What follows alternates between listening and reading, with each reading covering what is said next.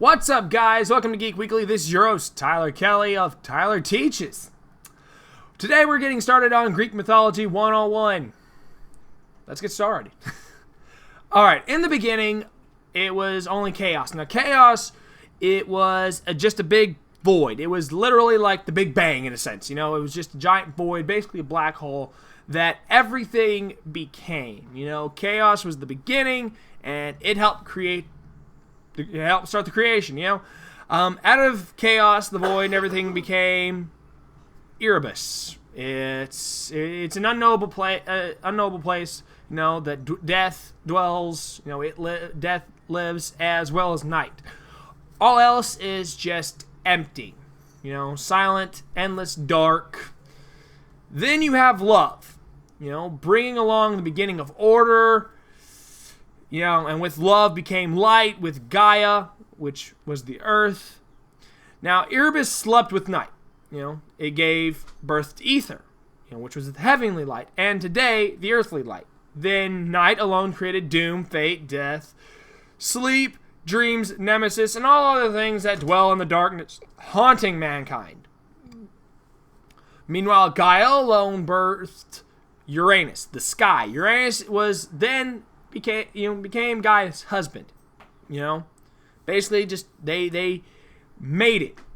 Yes, son and mother mated, because guess what? In Greek mythology, it's all just one giant soap opera. It's literally all you can see it as. It's just soap opera. This person slept with this person slept with that person. Ta-da! Now, when Gaia and Uranus mated, they created the Cyclopses and the three Hecaton Shires, and the 12 Titans. Obviously, if you know what a Titan is kind of Kronos and a few others, you know. But here's the thing about Uranus. He was cruel. He was inhumane. He was a ruthless tyrant, as well as just a big dumb jerk. He hurt everyone. He was just mean, you know. He was abusive. You know, he hated the Hecaton Shires, imprisoned them by pushing them in hidden places of Earth.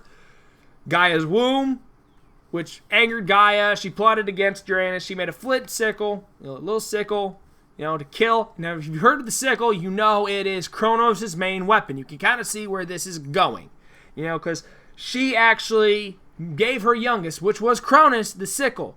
You know, they set up an ambush, you know, because he was asleep with Gaia. Cronus grabbed his father, cut off something that was very important to him with the sickle, and threw them in the ocean. After that, it kind of became unclear of what happened to Uranus afterwards. Nothing really happened with him in the stories. You know, he either died, withdrew from the earth, or exiled himself to Italy, which is funny because Italy is majorly a big part of all this, you know, before Mount Olympus. As he departed, he made a big promise to Kronos and his Titan brothers and sisters that they were all going to get punished when he came back. You know, and obviously he didn't come back for quite some time, you know, because obviously that's unknown, you know, from this blood. Okay, now the blood that was spilled, you know, whenever he was castrated, you got the giants, the ash tree nymphs, and the Aeronais, you know. And the sea foam, you know, whenever they fell in the ocean, you got Aphrodite. Yes, Aphrodite, one of the Greek goddesses, already showed up. And unlike a lot of them, which were Zeus's and Kronos' children and everything, Aphrodite was literally from a Titan herself. Which makes it weird because, you know, Then Kronos became the next ruler. He imprisoned the Cyclopses and the Hectorines in Tartarus, which, in case you're wondering what Tartarus is literally hell. You have the underworld, and then you have Tartarus, which is hell. It's our version of hell, because, see, you don't go to heaven when you die in Greek mythology. You don't go to heaven. You literally stay wherever you are. You die, you go to the underworld, and you pay for sins and stuff like that. You don't get a heavenly place. That's their heaven and their imprisonment, you know. And Tartarus is really bad. Now, in case you're also wondering when I say the Hecaton Shires, they're giants, you know? And in case you're wondering what those are, they're 100-handers. Now, if you haven't heard of them, there's a reason for it, because Cyclops is the most major thing in, like, media and stuff when it comes to monsters in the Greek mythology. 100-handers, they had, as the name suggests, 100 hands. They're very, very evil, you know? But Kronos, when he became ruler, he hated them, casted them off and everything. He also married his sister Rhea. Now, that name's going to sound very familiar after a bit. You know, and they had many children. He ruled for many ages, you know, but Gaia and Uranus, they both had prophesied that Kronos would eventually be overthrown by his son. You can kind of see where this is all leading now. Now, to avoid this, Kronos swallowed all of his children as they were born, you know, like, oh, here comes Poseidon, oh, here comes Hades, oh, you know, things like that. He just literally just ate them as they were born so he would never be overthrown. Now, Rhea, she was so mad, you know, because she was about to have her 6th child. So she hid from Kronos to, you know, allow this baby to be born. And then she left it to be raised by the nymphs. Okay. Now, to conceal her act, you know, to hide the fact that she did that, she wrapped a stone in her clothes and passed it, you know, to Kronos as, you know, the baby, who then swallowed it. He swallowed some stones, bro. You got some stones in you. Now, the child, you can kind of guess who it is. It's Zeus. Zeus was, you know, he was handsome. He was the most handsome youth in all of Crete. He consulted Metis on how to defeat Kronos, and she herself, which is Metis, prepared a drink for Kronos to be, you know, designed to make him vomit the other children. Rhea convinced Kronos to accept his son, and Zeus allowed to return to Mount Olympus, because obviously Mount Olympus was finally there. You know, it was their resting place, and Kronos made Zeus his cupbearer. Kind of a bad idea there, dude. You kind of just gave it to him, like, here you go, man. You know, and it worked. He gave Metis' potion to Kronos, who then vomited up his brothers and sisters, you know. Now, there was only 5 others there, just so you know. And, you know, they all came out, and they all were unharmed, and they thanked Zeus. They also made him their leader.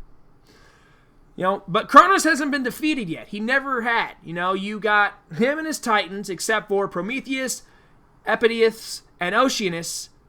You know, they fought to retain their power, you know. Not Prometheus, Epeius, and Oceanus, just the other titans. This led to a war, you know, between the Titans, Olympians, called, you know, which was called Titanomachy, I guess. You know, Atlas became the leader in the battle, and he is obviously a Titan. He was actually the Titan that was holding up the Earth. You know, he was holding up Gaia in most depictions, anyways. In some other places, obviously. But, you know, it looked for some time that they would win and put the young gods down. However, Zeus was smart.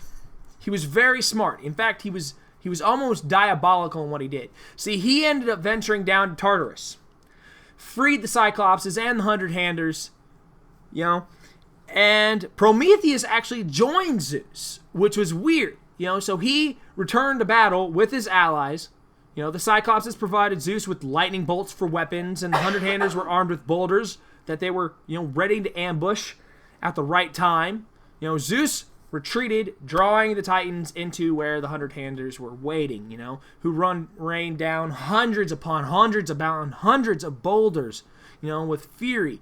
You know, they thought, the Titans actually thought the mountains were killing them. That's how bad it was. They ran away, leaving Zeus victorious. Zeus then exiled the Titans who had fought against him into Tartarus. That's where they all are. You know, with the exception of Atlas, who, being the leader of the opposing force, was punished to hold the universe on his shoulders. That's where that comes in. However, you know, Zeus wasn't safe. You know, Gaia, angry that her children had been imprisoned, gave birth to her last child.